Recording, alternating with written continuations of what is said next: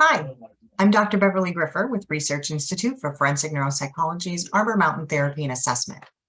After our second round data collection, my colleague Dr. Vasquez and I decided to approach the confirmatory analysis using structural equation modeling. We did this in two chunks. First, we explored the new sample independently. Next, we combined all the data together in one pool to more fully explore the accuracy of the model with a larger N. Originally, the second round data collection has an N of 209, and we're looking at the fit of the model overall. You do have an image of the model that we have here, both with the N of 209, and I do believe with the master N as well. But we're going to start with the smaller sample of 209, which is what our secondary analysis contained. What we want to keep in mind here is that we're looking at a number of fit indices to see if this model is going to be acceptable or unacceptable. And the first we looked at was our chi-square. We typically, do get a chi-square that's significant when you don't have a model that fits perfectly. And in this case, we did have a significant chi-square. So we're demonstrating here that this model is not a perfect fit. But that's okay. We went and looked at the additional indices and we've got some better news there. So we have a CFI of 0.918. It's a comparative fit index. We're looking for a 0.9 to indicate sort of an acceptably fitting model. 0.95 is typically something more ideally fitting. Our Tucker-Lewis, our TLI, that is a 0.895. So that's kind of borderline. We're getting in on that acceptable fit, but it is demonstrating that it might not be the best fit in this way. Our RMSEA is 0.085, while 0 would be a best fit, right? Point to, I think 0.05 is sort of in that best range of 0.05 to 0.08 is considered acceptable, and 0.08 to 0.1 is sort of a marginal fit. So it's not the best fit in this regard, but we're onto something. Goodness of fit 0.908, and our adjusted goodness of fit is 0.859. We took a look at the covariances and the regression weights that we expected, and we did see the relationships we were looking for. Of those covariances, we do have significance between knowledge and clinical applications, so that's important to note. We additionally did have some skew and some kurtosis that showed up in this round of data that we had not seen prior in our exploratory analysis, and that's one of the things that we wanted to look at. We have parenting, therapy focus, age, and social change all show sort of minimal levels of skew, and parenting was showing some significant kurtosis that we wanted to explore. We did sort of look at some of our outliers in terms of our Malinowis distance, and we took some of those out and reran the data to see if that would be helpful in any way, and it really wasn't. So we're not particularly concerned about that.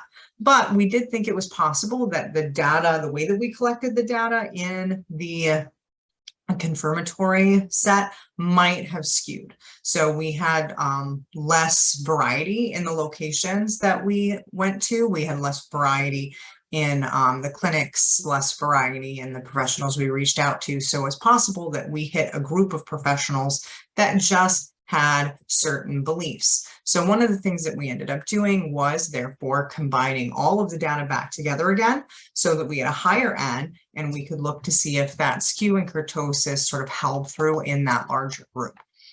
Our master confirmatory factor analysis, the structure equation model, actually has a much better fit, indicating that probably there was something in the sampling that was going on there, that the skew and kurtosis was really affecting what came out in my view.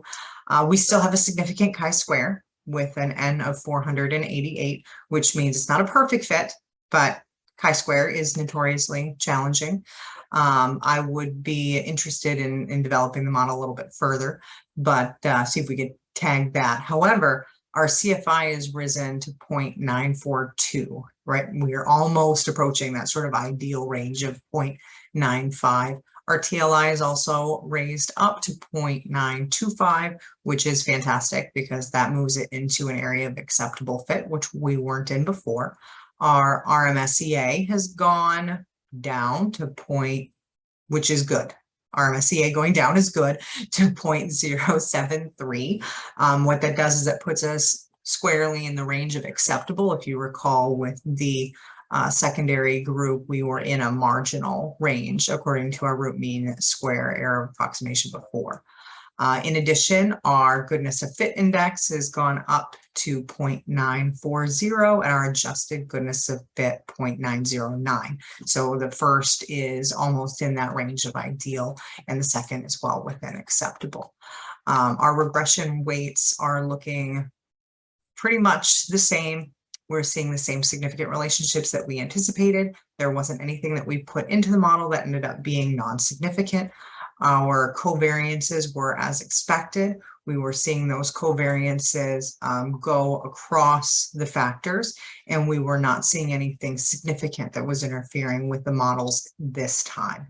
In addition, we did not have any skew or kurtosis when we ran the checks on normality for this particular model.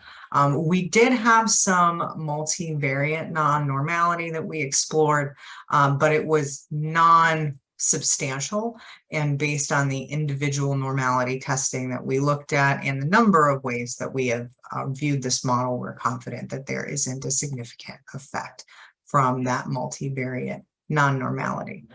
So in total, it looks like the model does fit. Our exploratory analysis gave us a 3-factor model, and that 3-factor model does seem to be the best fit. We have an acceptable fit with four of our items loading on each one of our 3 factors for a total of 12 items to load. Those factors do have correlation, but are significantly independent in their own right. So it is important to keep in mind that when we're looking at latent variables, it is very difficult when we have latent variables in the same fields, in the same spheres of influence, to have them completely separate. But what's important is to remember that you want to make sure that one of them is not redundant, right? You're not asking the same information twice. And it does not look like we have enough overlap that one of these factors could be eliminated. And we do show a model with an acceptable, an absolutely acceptable fit. Thank you so much.